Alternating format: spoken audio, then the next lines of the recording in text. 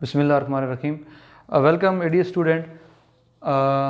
हमारा जो है थर्मोडायनेमिक्स जो कह लें कि पेपर हमारा जो सी था उसको हमने कंटिन्यू किया हुआ था। तो उसमें हमने जो है वो तकरीबन बेसिक चीज़ें हमने जो है वो डिस्कस कर ली थी। हमने वर्क डन के बारे में डिस्कस कर लिया था। उसके अलावा जो है हीट एनर्जी के बारे में डिस्कस कर लिया कि हीट क्या होती है, हीट एनर्जी क्या होती है। फिर हमने ये भी देखा कि ये फ़्लो कैसे करती है, heat is the way of form of energy. तो जो है इस तरह से बाकी मुख्तलिफ हमने जो है वो स्टेट्स भी देखी, मैक्रोस्कोपिक प्रॉपर्टीज़ भी देखी, माइक्रोस्कोपिक प्रॉपर्टीज़ भी देखी। साथ साथ हमने जो है उसके मुताबिक जो है वो डिस्कस किया था कि स्टेट्स क्या होती हैं और जो प्रीवियस हमारा एडियाबैटिक वाल क्या होती है, डायाथर्मिक वाल क्या होती है, कंडक्टिंग वाल क्या होती है। ये सारी चीज़ें हमने डिस्कस कर ली थी और फिर उसके साथ रेलेवेंट हमने जो प्रॉब्लम जो थे कि वो भी हमने डिस्कस कर लिए थे।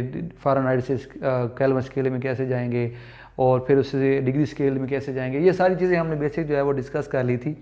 उस चैप्टर का एक इम्पोर्टेंट लॉन्ग रह गया था और वो लॉन्ग है ज़ीरोथ लॉ। तो आज हम उसको डिस्कस करेंगे और इसके बाद ये चैप्टर यहाँ पे वाइंड अप हो जाता है। फिर नेक्स्ट चैप्टर जो है वो काइनेटिक थ्योरी ऑफ गैसेस जो है वो वहाँ पे स्टार्ट होंगी। तो ज़ीरोथ लॉ जो है उसकी अगर आप डेफिनेशन देखें, ज़ीरोथ लॉ बेसिकली एक कह लें तमाम कह लें कि जितने भी साइंटिस्ट गुजरे हैं उनकी तमाम की वो थ्योरीज़ और तमाम की जो है वो कह लें कि कंसेप्ट जो है वो मिल के जो है इन्होंने एक लॉ बनाया और ये कह लें कि उस लॉ का उन्होंने नाम दिया ज़ीरोथ लॉ। ज़ीरोथ लॉ जो है ये लॉ क्या कहता है, ये कहता है कि अगर पहले इसको हम थोड़ा सा यहाँ पे समझ लें, फिर उसको आपको जो है डेफिनेशन भी आसानी के साथ समझ आ जाएगी। ये तकरीबन सारी थ्योरी है, आप इसकी आपकी जो है वो बुक है जो कि आपने उसे जो है उसको पहले भी जो है वो रीड कर रही हैं, उसके ऊपर ये सारी थ्योरी लिखी हुई है। उसको पेज नंबर में बता भी देता हूँ। पेज नंबर है इसका ये 290 और जो है वो 289, यहाँ से 289 से स्टार्ट हो रहा है और ये सारी थ्योरी है, उसको ज़रा आप रीड कर लीजिएगा। मैं सारी एक्सप्लेनेशन आपको यहाँ पे बता देता हूँ। तो इसमें ये कहता है कि अगर आपके पास दो सिस्टम है, एक सिस्टम ए है और एक सिस्टम बी है, और इन दोनों को आपने सेपरेट किया हुआ है। सेपरेट से मुराद ये है कि इनके दरमियान सिस्टम ए और सिस्टम बी के दरमियान जो वाल है वो क्या है, एडियाबैटिक वाल होनी चाहिए। एडियाबैटिक का मतलब है कि जिसमें ना ही हीट जो है वो फ्लो कर सके, ना ही लीव कर सके, मतलब ना ही टिंटर कर सके और ना ही हीट जो है वो लीव कर सके। तो इन दोनों सिस्टम के दरमियान, इन दोनों बॉडीज़ के दरमियान जो आपने वाल रखी हुई है वो क्या होनी चाहिए, एडियाबैटिक वाल होनी चाहिए। उसके बाद नेक्स्ट एक सिस्टम सी है। ये तीनों सिस्टम है हमारे पास, ए बी और सी, ये तीनों सिस्टम है। और वो कहते हैं कि और सिस्टम है उसको आपने इन दोनों की जो है ऊपर जो है उसको आपने जो है वो प्लेस कर दिए।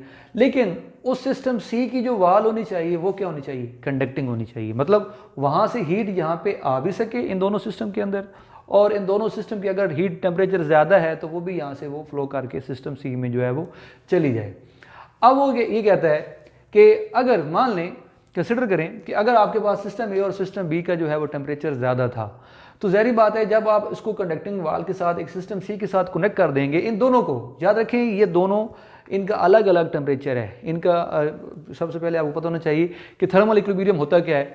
तो थर्मल इक्विलिब्रियम का मतलब होता है कि जहाँ पे temperature of A temperature of B की जो है वो बराबर होना चाहिए। ऐसे ही है, आपने ये चीज़ें मैंने आपको बताया हुआ है कि थर्मल इक्विलिब्रियम का मतलब क्या होता है कि जहाँ पे इस दो सिस्टम का टेम्परेचर जो है वो क्या होना चाहिए, वो सेम होना चाहिए।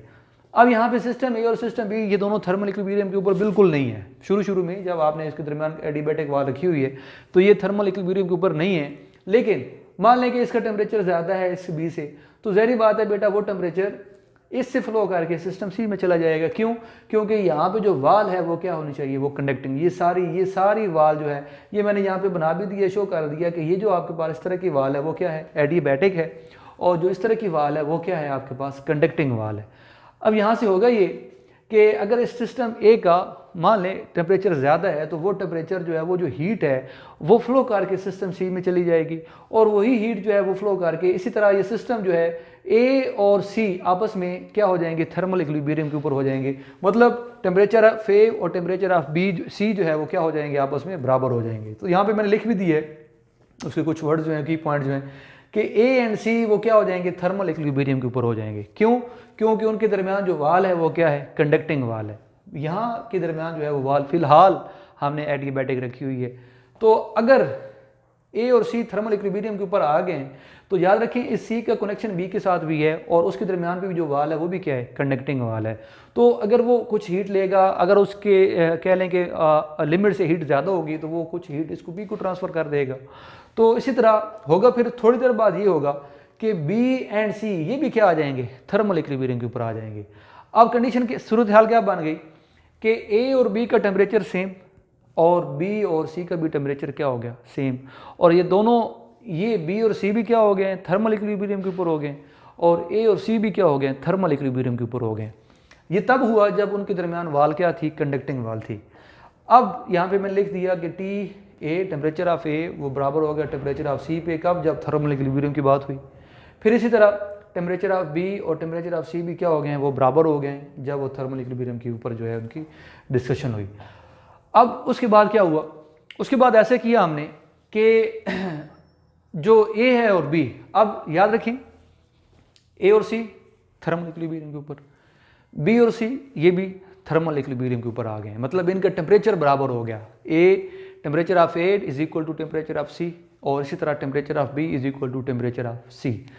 अब इस तरह करते हैं, सूरत हाल को चेंज करते हैं कि जब ये तमाम कंडीशन हो गई, तमाम थर्मल इक्विलिब्रियम के ऊपर आ गया, तो हमने ये किया कि इस एडियाबैटिक वाल को दरमियान से हटा दिया, हटा के उसके दरमियान हमने जो वाल रखी है वो कौन सी आ गई है, कंडक्टिंग वाल आ गई है। तो ये नीचे मैंने ये बना भी दिया कि इस तरह की जो वाल है जो आपको नज़र भी आ रही है, तो ये वाल क्या है, कंडक्टिंग है। कंडक्टिंग वाल ऐसी वाल होती है जिसमें हीट ईजिली जो है वो इंटर भी हो सकती है और वहाँ से लीव भी हो सकती है।